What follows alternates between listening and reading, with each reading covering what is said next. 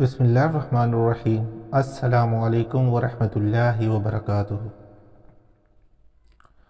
سائنسدانوں کے مطابق ہماری کائنات ایک بگ بینگ کے نتیجے میں وجود میں آئی، یعنی ایک بہت بڑا دھماکہ ہوا جس کے بعد کئی لاکھ سال تک دھماکے ہوتے رہے، یہاں تک ہماری زمین وجود میں آ گئی۔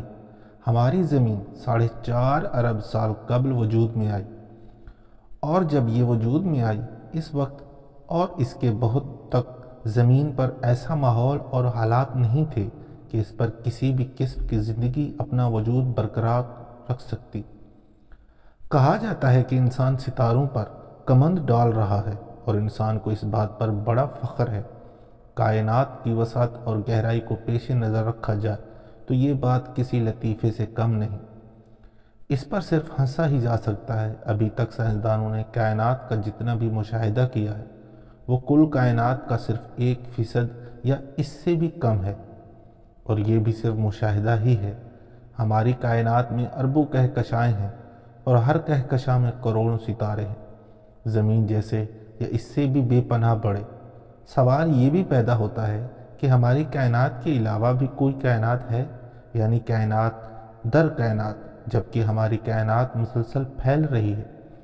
13 ارب سال پہلے ہماری کائنات کا پھیلاؤ شروع ہوا اور اس وقت سے آج تک یہ مسلسل پھیل رہی ہے، یعنی مادے اور توانائی کا پھیلاؤ۔ گزشتہ صدی کے دہائی کے آخر میں سائنسدانوں کی ایک بین الاقوامی ٹیم نے کائنات کے سربستہ رازوں سے پردہ اٹھانے کے لیے ایک تحقیق کی جس میں امریکی اور آسٹریلوی سائنسدان شامل تھے۔ یہ سائنسدان ایک قسم کے سپرنووا سے آنے والی روشنی کا جائزہ لے رہے تھے۔ جب ایک بڑا ستارہ اپنی آخری عمر کو پہنچ جاتا ہے تو وہ ایک زوردار دھماکے کی صورت میں پھٹ جاتا ہے اور خلا میں موجود اپنے اندر موجود مادے کو پھیلا دیتا ہے، جس کے بعد اسی مادے سے نئے ستارے جنم لیتے ہیں، اور اس دھماکے کو فلکیاتی اصطلاح میں سپرنووا کا نام دیا جاتا ہے۔ سپرنووا ہمارے سورج سے 8 گنا بڑا ستارہ ہے۔ جب یہ پھٹتا ہے تو یہ بلیک ہول بن جاتا ہے۔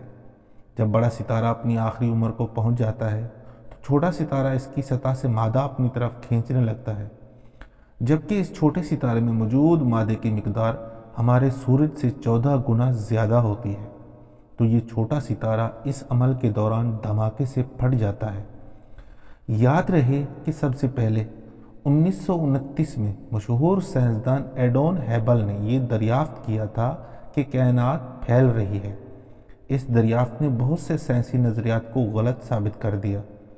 سائنسدانوں کی عالمی ٹیم نے جو تحقیق کی کہ اس نے اس خیال کو درست ثابت کیا کہ کائنات پچھلے 13 ارب سالوں سے مسلسل نہ صرف پھیل رہی ہے بلکہ اس میں تیزی بھی آ رہی ہے۔ اس کے بعد فلکیاتی ماہرین کے سامنے یہ سوال آ گیا کہ ایسی کیا چیز ہے جو کائنات کے پھیلاؤ میں تیزی لا رہی ہے، جس کے بعد ڈارک انرجی کا نظریہ سامنے آیا۔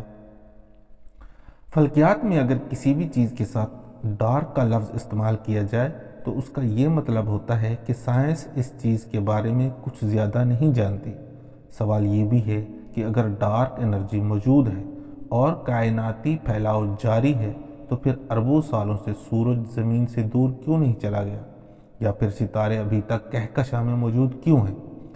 سائنسدان ہمیں یہ بھی بتاتے ہیں کہ ہماری ملکی وے کہکشاں اور ہمسایہ کہکشاں اندرومیڈا ایک دوسرے کے قریب آ رہی ہیں۔ ہماری کائنات میں اربوں کہکشائیں ہیں اور ہر کہکشاں میں کروڑوں ستارے ہیں، جبکہ ہماری زمین کی حیثیت اس پوری کائنات میں ایک ذرے کی سی ہے جو عظیم الشان صحرا میں پایا جاتا ہوا۔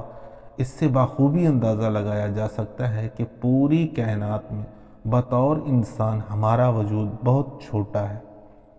سائنسدانوں کے مطابق ہماری زمین کا کل وزن 13 ارب ٹریلین ٹن سے زیادہ ہے۔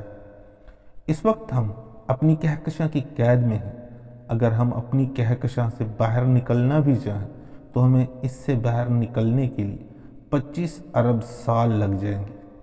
اس سے اندازہ لگا لیں کہ انسان کتنا بے بس اور مجبور ہے، لیکن اس کے باوجود ہزاروں سال سے وہ اپنے ہی جیسے انسانوں کو قتل کرنے میں مصروف ہے صرف اس لیے کہ انہیں جسمانی اور نظریاتی طور پر اپنا غلام بنا لیں۔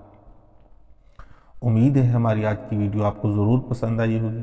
لائک اور شیئر ضرور کریں اور کامنٹ میں اپنے رائے سے بھی ہمیں ضرور آگاہ کریں۔ جو دوست ہمارے چینل پر نئے آئے ہیں برائے مہربانی چینل کو ضرور سبسکرائب کریں اور گھنٹی کے بٹن کو بھی دبا دیں تاکہ ہماری ہر نئی آنے والی ویڈیو کا نوٹیفیکیشن آپ کو مل سکے۔ جزاک اللہ۔